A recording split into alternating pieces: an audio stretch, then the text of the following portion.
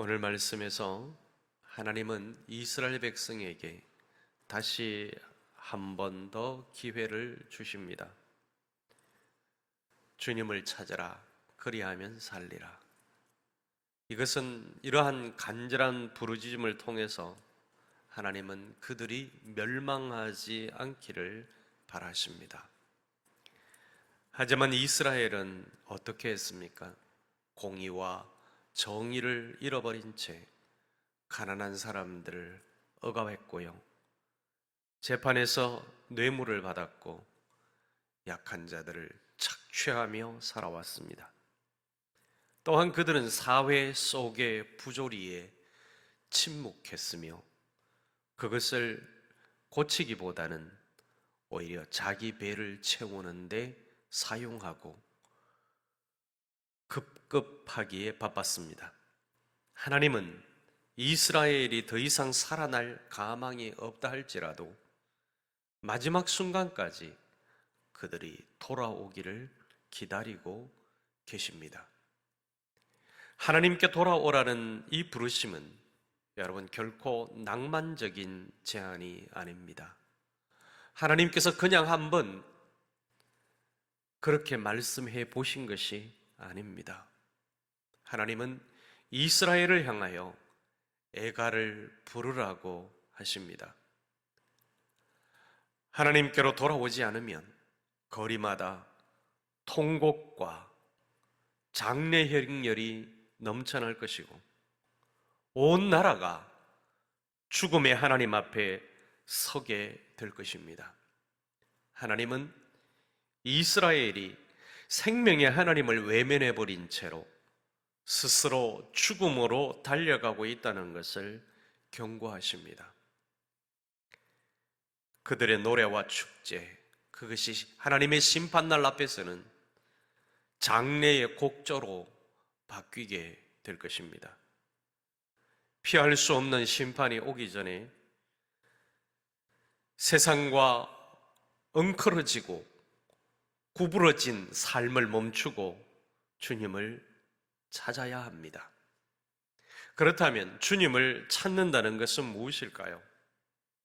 단순히 교회에 나와서 예배드리고 기도하는 것만을 의미하지 않습니다. 주님을 찾는 것은 교회에 나와서 예배드리는 것 맞습니다. 기도하는 것 맞습니다. 그런데 그것만을 의미하는 것은 아니라는 것이죠. 주님을 찾는다는 것은 내 신앙이 이 부조리한 세상에, 이 악한 세상에 어떤 대안을 제시할 수 있는지를 고민하고 그것을 행동으로 옮기는 것입니다. 그것이 바로 주님을 찾는다는 것입니다. 공동체 예배를 드리면서 그 예배 가운데서 하나님의 말씀을 가슴에 담고 그리고 하나님을 부르며 간절히 정의를 부르짖고 공의를 부르짖으면서 이 세상 속에 엉클어지고 뒤틀려버리고 구부러져 버린 이 세상을 향하여서 내 신앙이 과연 어떤 대안을 제시할 수 있는지를 고민하고 그리고 그것을 행동으로 실천으로 옮기는 것, 그것이 바로 주님을 찾는 것입니다. 우리가 눈을 감고 침묵할 때에 불의는 계속될 것입니다. 약자들은 더 큰 고통을 당하게 될 것입니다. 그렇습니다. 주님을 찾는다는 것은 갖가지 방법을 통하여서 약자를 위해서 목소리를 내고 고통당하는 자들을 위해서 목소리를 내고 정의와 공의를 세우는데 힘쓰는 것입니다. 사랑하는 여러분, 오늘 우리의 신앙은 이스라엘과 다릅니까? 우리의 신앙이 혹시 이스라엘과 똑같지는 않습니까? 우리는 가난하고 억압받는 이웃을 외면하고 있지는 않습니까? 공의롭지 못하고 불의를 일삼는 저악한 자들을 외면하고 있지는 않습니까? 입 다물고 있지는 않습니까? 우리가 부정직과 불공평에 침묵하며 우리의 받은 복을 너무나 당연하게 여기는 것은 아닌지 돌아봐야 합니다. 하나님을 찾는 삶은 단지 예배의 자리에 앉아 있는 것이 아니라 우리의 삶의 현장과 세상 속에서 정의와 공의를 실천하는 데서 시작되는 것입니다. 그렇게 살아낼 때에 이 땅의 불의가 사라지게 될 것이고요. 우리 예수 그리스도를 믿는 그리스도인들이, 하나님 나라의 백성들이 그렇게 살아낼 때에 이 땅에 불공평이 사라질 것이며 악인들이 득세하지 못할 것입니다. 사랑하는 여러분, 우리 하나님 나라 백성들이 어떻게 살아야 될까요?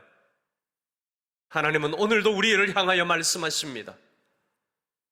나를 찾아라. 제대로 살아야 된다. 옳게 살아야 되고 바르게 살아야 되고 삶을 통해서 세상을 향하여 하나님의 말씀으로 나의 말로 설명해내고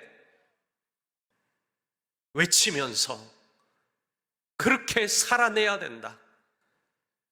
그래야 바로 이 땅에 하나님의 나라가 이루어지고 하나님의 뜻이 하늘에서 이루어진 것처럼 오늘 이 땅에도 이루어질 수 있다라고 강력하게 우리에게 가르쳐주고 계십니다. 오늘 이 순간 하나님의 부르심에 응답하며 우리의 삶을 다시 한 번 더 주님께 드리는 그러한 결단이 여러분 모두에게, 그리고 이 대한민국의 한국교회 성도들에게 있기를 주님의 이름으로 간절히 축원합니다.